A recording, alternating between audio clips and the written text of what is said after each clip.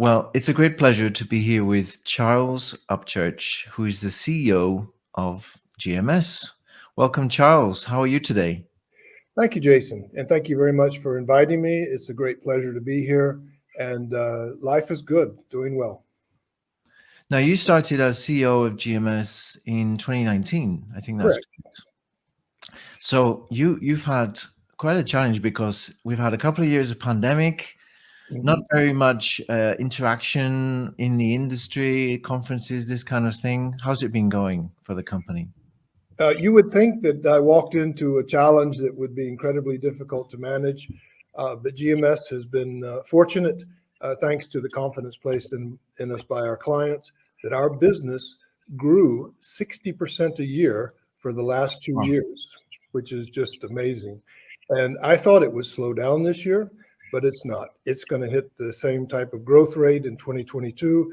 We'll come close to $400 million in revenue in 2022. So business has been booming. And that's driven by messaging protection, working with operators to monetize, to optimize their revenue.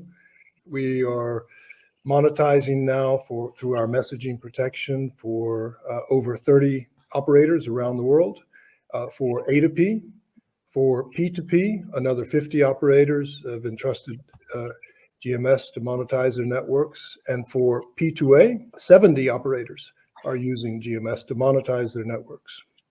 So it's messaging protection. This whole business around the firewall vendor has been the real driver of our growth.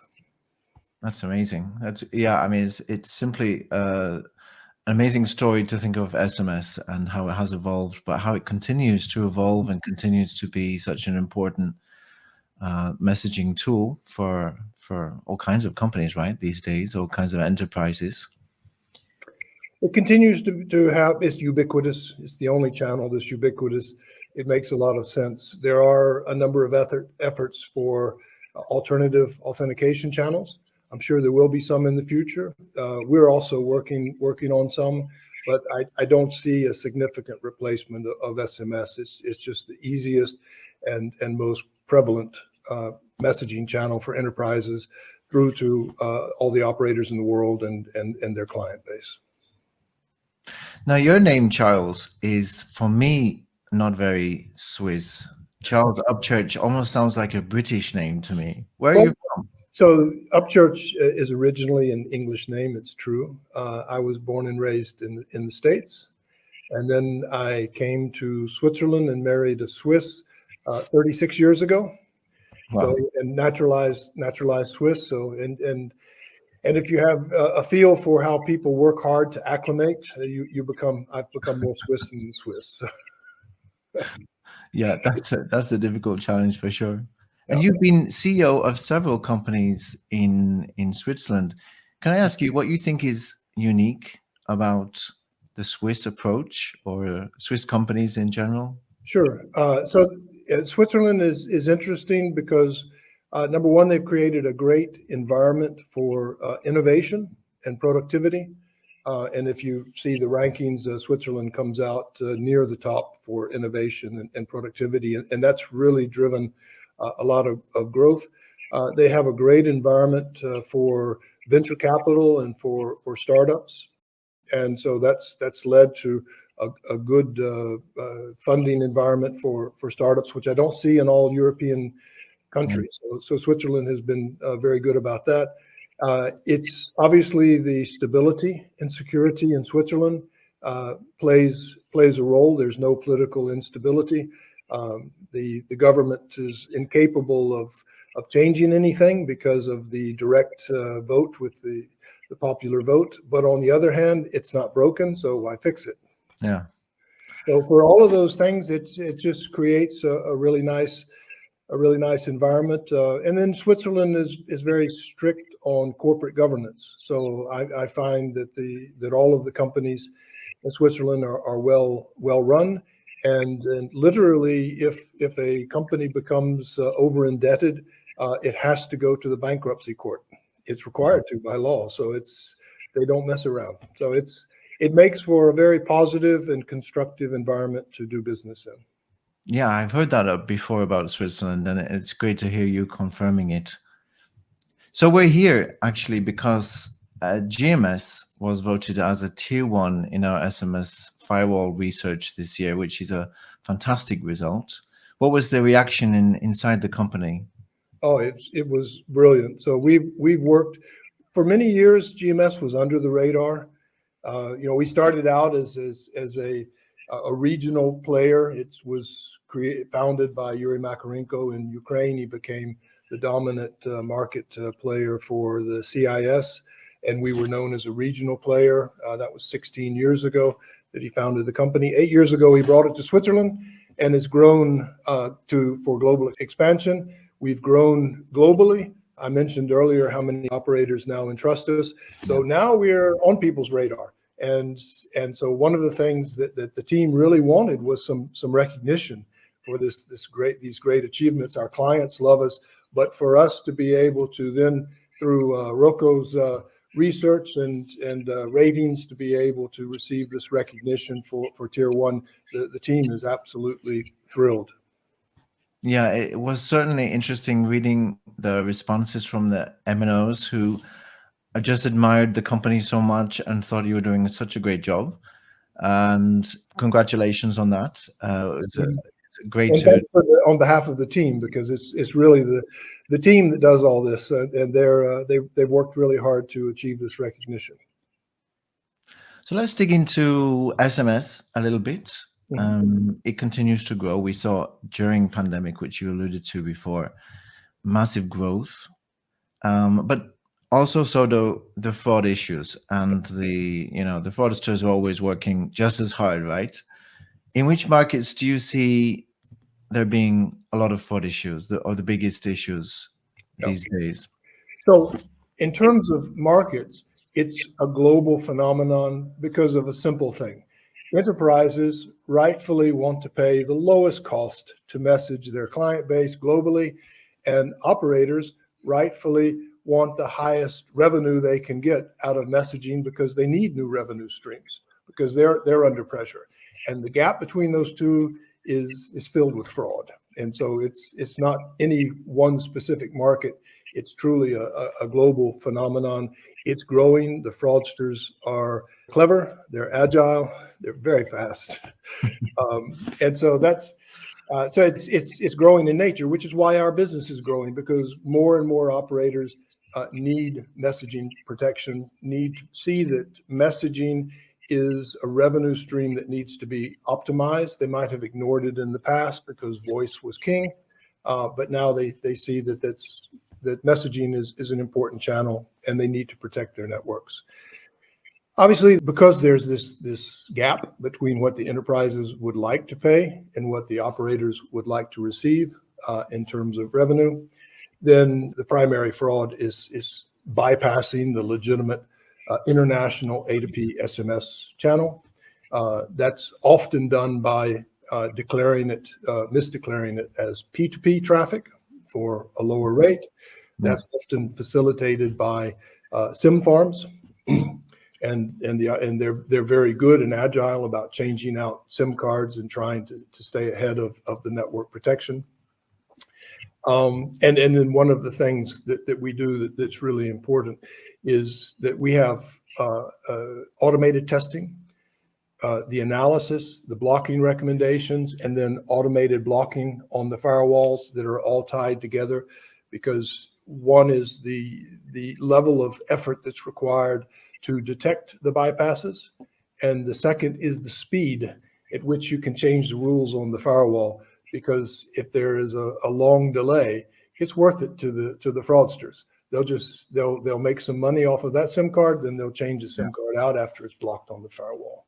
So the bypass and SIM farms are primary. A new phenomenon that's come up that's losing revenue for operators are flash calls. So voice OTP. It's maybe not technically fraud, but it's certainly an abuse and a loss of revenue for the operators. So for those operators that request it, we work with them to block flash calls. Right. And that's and then the last area, of course, is in the realm of spam. And within the realm of spam, there's also smishing, so SMS phishing, which is true fraud, and truly dangerous for the end users. And so all of those areas are important, and we work with the operators on each area, on the two bypass areas, and on spam and smishing, to protect their networks and ensure that their subscribers have an excellent customer experience. And in terms of that monetization work which you're doing, what are the clients seeing as a result of the defense tools that you have? I mean, are they getting a certain percentage of reduction of that, or how does it play out? Okay, so their goal is twofold. The first is to optimize the revenue from their messaging channel. And when we come in, we often see that there's 30% gray routes, and that there's a loss, and they haven't been able to set the pricing the way that they want to, because the higher the price, the more fraud there is. So by protecting the network, then immediately they're seeing anywhere from a 30 to a 50% increase in their revenue.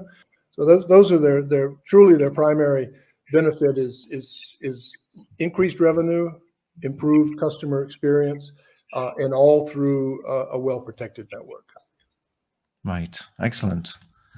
Let's talk a moment a little bit about this topic of RCS. I know that you've heard it. You're working on it, in terms of SMS versus RCS, because recently I was confronted with an idea which one company was putting forward, which says that in the future, mobile network operators won't have much of a role to play in the messaging space because of the CPaaS, omni-channel approach. Other messaging options will take over. And one of them might be RCS. Of course, a lot of operators are working on RCS. What's your take on that specifically, in terms of how SMS may evolve or be taken over by RCS or another messaging solution? Sure. So first is the rich messaging is a wave of the future. Customers want it. Enterprises want to be able to deliver it. But with that said, it's been very slow in the uptake. So we have an RCS solution. We work with operators, and there's for years and years there's been a lot of talk about RCS, but the growth has yet to come. There have been a few issues. Obviously, OTT is coming in as rich messaging and is replacing some SMS. Yeah. So we offer CPaaS to enterprises, and we're finding that the OTT channels become very popular. So it's push to OTT to SMS, and the provided that the pricing is competitive, OTTs and a rich messaging content is preferred.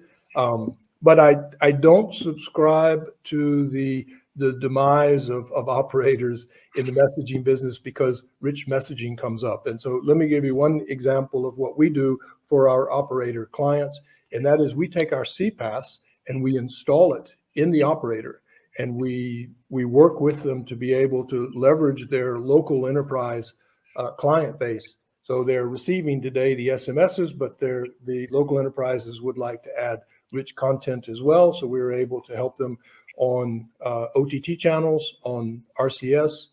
We're adding in new channels all the time. And that's one of our approaches is we have our strategy tends to be country specific, come in and take a dominant market share of local enterprise CPaaS business in a country. And in many cases, our preferred business model is to work with the operator. So we still see the room for the operator to thrive in rich messaging because they have the largest client bases of all, right? They're already connected with all these local enterprises. So it's a little bit different on the global enterprise side, but certainly country specific. We work with operators on their local enterprise. We give them the technology. We work with them, then we give them the connectivity channels to be able to grow their messaging business with local enterprises. Fantastic. Yeah, no, it's such a fascinating area to try to imagine the future and how this will evolve. We've thought of the demise of SMS for so many years, but in effect, there's no absolutes in our industry. There's always going to be everything for some people. This is the CPaaS approach a little bit, isn't it? It's that there's choice, and that's because I think really the customer base is very picky about which kind of messaging solutions it likes. So very good comment. What is GMS then working on? So we've just come out of pandemic. You can see the excitement of many companies jumping back into the industry with lots of initiatives. What is GMS's focus? Okay. Well, we have different focuses. So the first is continuing to develop and improve services for operators. So in the theme of this, of course, is our messaging protection and protecting networks for operators. So we continue to evolve our flash call blocking capabilities. Flash call blocking, unfortunately, there isn't an off-the-shelf, one-size-fits-all solution for operators. Every country has different regulations. There's different technology involved. There's different techniques to identify and block flash calls. And so we're working with operators, and we continue to evolve that. So that's an important part of our product roadmap. Another is advanced analytics, so the AI and machine learning in firewalls. We have a strategic partnership with Cellusys that we're very thrilled to have. We tend to be firewall agnostic, because when we come into an operator, they have an existing firewall which may be capable, and we work with that firewall. If we're asked to replace a firewall, then we bring a new one in. Our optimal solution is to replace a firewall, to manage it ourselves, to tie in auto detection and auto blocking with our auto testing for the most efficient solutions. But we continue to work on AI and machine learning for advanced analytics, which is critical. So for the operators, those are the most important areas. We're also growing our enterprise business, so our CPaaS. We continue to move up the value chain. We continue to add channels. Up until now, GMS was purely organically driven, but the future will definitely hold inorganic growth as we look at some new technologies or new client bases. So we have a very robust strategy that's going to keep us busy for years to come. Well, it's all very exciting, Charles. I think you're in the industry that's really making a difference, and I can see GMS again. Congratulations on this result, making a clear difference in the firewall space. I want to thank you very much for your time, and it's great to meet you. And thank you for taking the time to speak to us. Jason, it was fantastic to speak to you. Thanks, Jason.